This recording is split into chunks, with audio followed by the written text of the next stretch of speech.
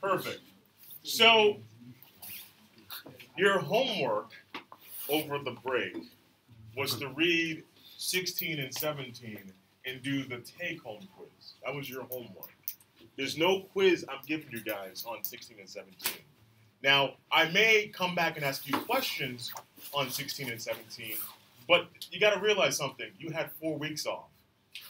Dude, in the States, they don't have 4 weeks off right in the middle of a school year like this. And so you had to do it on your own. So I'm not going to review a lot about 16 and 17 unless I need to talk about it in reference to 18. So once again, the sad thing about our schedule is the fact that you got 4 weeks off in the middle of the year, which is shitty, to say the least, for you guys taking AP classes.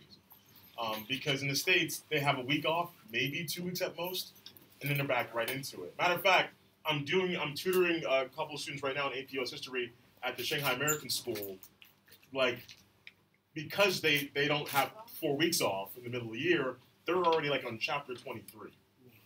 So I'm going to give you my schedule today for the week.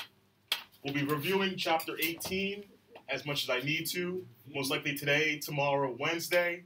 There'll be a review on Thursday, test Thursday afternoon. Test will be Thursday afternoon. Thursday afternoon. Test Thursday afternoon. Chapter 18. Chapter 18. Like I said, it's not 17, it's not 16. Your test on Thursday is not related to 16 or 17. It's 18. It's chapter 18, Thursday afternoon. We need to floor it, quite frankly. We need to floor it. That's why. I decided to give you guys 2 chapters and not 3 chapters. So I wanted you guys to enjoy your break a little bit at least. Jeez, like, because I would have given you 3 chapters actually. The goal is to give you 2 chapters. But I said that's probably too much. So 2 chapters was enough, I thought. So now we're up to 1848. Does anyone know what major event happens in 1848 in American history? Gold Rush. Gold Rush is part of it. That's 49. That's 49. There's a football team called the San Francisco 49ers, based on the gold rush of 1849. So you're close. The gold rush does happen in 49. That is very true. They find gold in California, and all of a sudden, people are freaking out like, oh, there's gold in California. Turn out, it actually wasn't that much gold in the first place. But, you know, you hear one story about it, and then everyone starts flocking to California, including the Chinese. The Chinese hear about stories of gold in California, and they come to California as well. That's why San Francisco and other parts of California are dominated with local Chinese people because of the 1840s, 1850s. The trains are being built in America. It's funny how the Chinese were really good about building trains in the 1840s. Fast forward 150 years later, they're still pretty damn good about building trains. So, matter of fact, in my home state, Connecticut, you know where we bought our new trains from? China. Bought them from China. Our new trains, when I flew into New York City, and I was going from New York City back to my hometown of Stamford, Connecticut, I took a train that was built and designed right here in China. So the trains have been a part of Chinese culture for over 150 years now. But in 1848, there is a major event that happens that will once again bring back the major issue of the 19th century, the issue of slavery.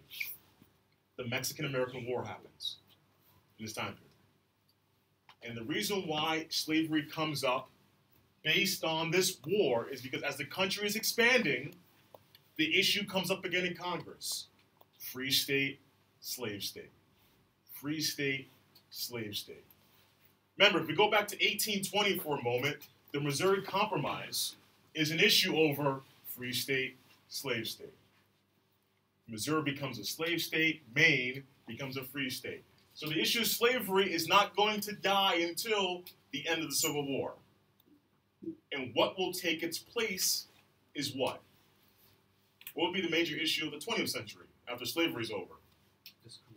Discrimination, yeah. Racism, discrimination. So sadly, slavery ends and discrimination begins. And they discriminate against everybody. Women, blacks, Chinese, Japanese, Irish, Jews. I mean, if you're not white, you're not right, quite frankly. That's good. If you're not white, you're not right. Okay, all right. So, the Democratic Party.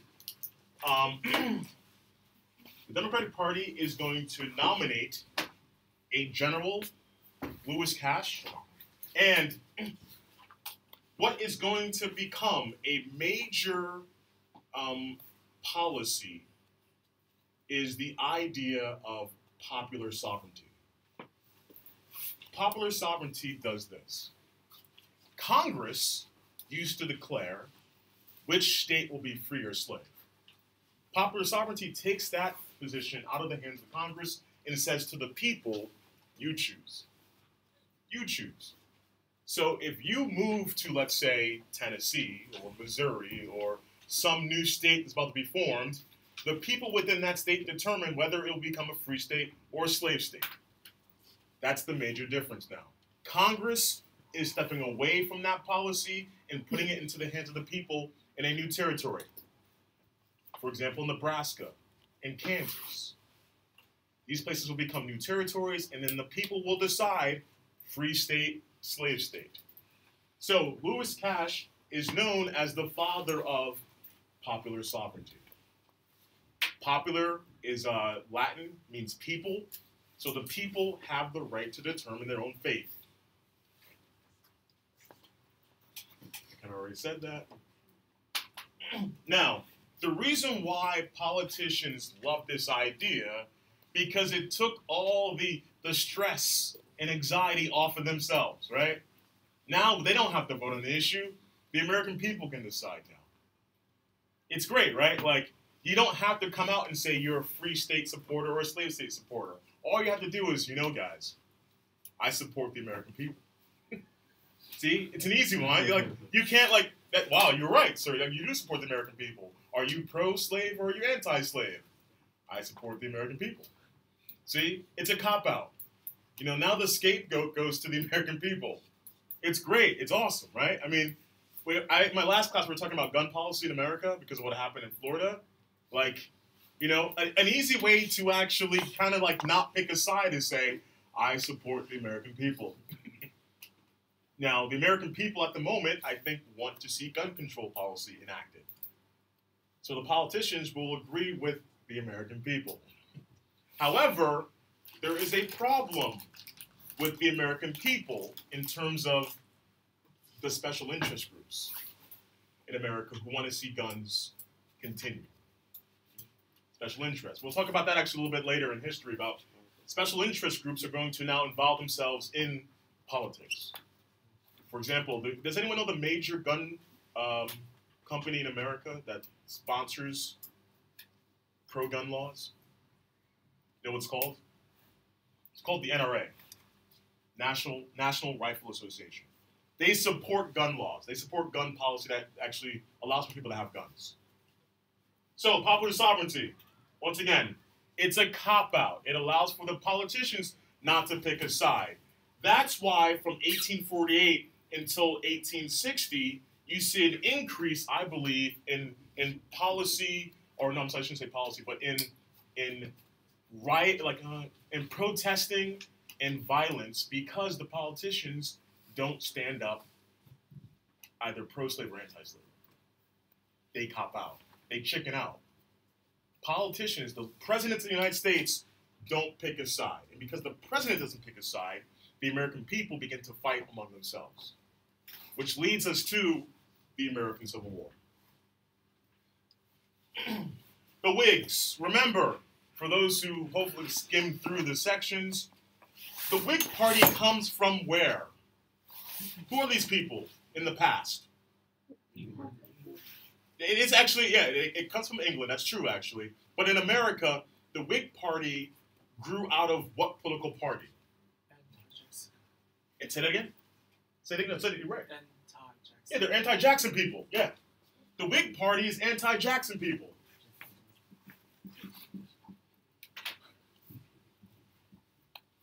My handwriting is horrible. Okay. They're anti-Jackson people. Now, who is Jackson? So now this goes back to the prior chapters. Who is Jackson? Who's Andrew Jackson? Who was he? He was the President of the United States. He was considered to be the first people's president. Because the people who elected him into office were people of modest means, middle class, poor people, poor white men, voted for Andrew Jackson because he said, I'm going to help you out. And so he won in 1828, he won in 1836. The time period, section 16, section 17. He won in these two periods. He won because he was going to help out the Western farmers with their issues, their economic issues. Now, he is also, to many people, politicians anyway, he is a tyrant. He's a dictator. He's a tyrant, he's a dictator. I'm going to give you guys, in the near future, a packet about Jackson, because Jackson is someone we should know about. Jackson disregarded Congress and the Supreme Court and did what he wanted to do as the President of the United States. And some people suggest that he is a dictator. So, people from two political parties joined forces to create the Whig Party because they were anti-Jackson. But the Whig Party grew out of not only the hatred towards Andrew Jackson, but they were also the Federalist Party. They were the Federalist Party beforehand. Remember the Federalist Party with John Adams and Alexander Hamilton back in the latter half of the 18th century? The Federalist Party existed up until the 1820s. It died off. It became National Republicans. Eventually, the National Republicans died off and became the Whig Party. The Whig Party would evolve to what political party that still exists today? What happens to the Whigs? Because the Whigs do die off, actually, become what political party? Republican Party. Yeah. So you've got the Federalists, who kind of die off, become the National Republicans, that kind of die off, become the Whigs, that die off. Eventually, the Whigs become the Republican Party. And Abraham Lincoln was the first Republican president. He was a Whig. Lincoln was a Whig before he became a Republican. So, the Whigs nominate Zachary Taylor, war hero, which is very, very common during this time period, to elect war heroes, generals. George Washington was a general. Andrew Jackson was a general. So William Henry Harrison, before he died, was a general. So it was very common for the American people to elect generals because they're heroes of the war. The last general to be elected into office, Eisenhower, in 1952. So it's very common for war heroes to become elected. Sometimes, a lot of military personnel, they become congressmen and congresswomen. And like I said, so the last general of a military was Eisenhower back in 52 and 56. So it's very common for Americans to elect military personnel, which is kind of funny because when you're the President of the United States, you are a civilian. You are no longer a military personnel.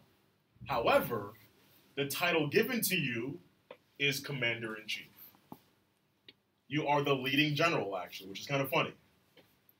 Donald Trump is the leader of the military, which is kind of scary.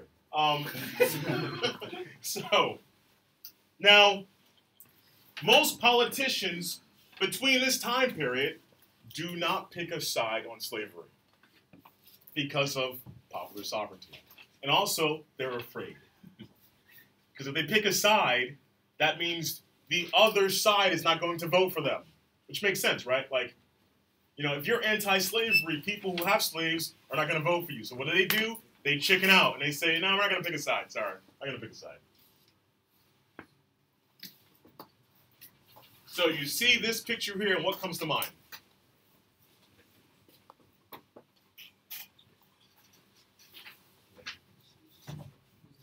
Slavery, you think? Okay. Anyone else have an idea? When you see this picture, what comes to mind? General. Is it general? Yeah, that's right, general, yeah. That's good. The general killed the people to please the leader. Yeah, I mean, this is a satire, this is a political piece on how he rose to power. Think of Game of Thrones, right? Game of Thrones. How many people do you have to kill in order to become king, right? Or the leader? This is a political cartoon that pretty much describes, okay, Taylor became powerful because he killed so many people. As a voter, how would you respond to this? As a voter, how would you respond to a picture like this? Would you support him? Or would you be against him? There's no right or wrong answer here, guys. I'm just asking. Some people would support him for this. Damn right he killed a lot of people. Like, go back to Trump for a moment. Build that wall. Yeah, build the wall. Sometimes this is positive to some people. Some people enjoy this kind of stuff. I mean, the vibe here is very negative. Yes, that's true. But remember, how did he get to this point? He killed people that some Americans don't like. So some Americans agree with this. They don't care about this. I mean, I like to use Trump as an example because Trump is a wonderful example about his views many people disagree with, but people still voted for him. So you may disagree with this picture, but you still might vote for him because what does this show? What does this show to people who support him? What does this show for people who support Taylor? Say it again. Thank you. It shows that he's capable. He's strong. I mean, some people see this like, oh wow, he killed that many people. He must be a good leader. That's the positive side of this picture. And some people resonate with, wow, I wish he killed more people. I talked with a student this weekend about the Nanjing massacre, and China and America, we have a very peculiar relationship, right? We agree, but we also disagree a lot, right? The one thing we agree upon as the Chinese and Americans when it comes to foreign policy is the fact that we killed Japanese people. We agree on that. The 2 bombs we dropped on Hiroshima and Nagasaki, we both agree that's a good thing to do. That's the thing. So this, matter of fact, I think the kid who I was talking to is I think my grandparents said, I wish you had dropped more bombs on them. Good God. Jeez, okay. But, so you see, sometimes, so that's not funny. I don't know why it's not funny. That's not funny. I'm recording this too, and I'm sorry. But anyway. So, you have a new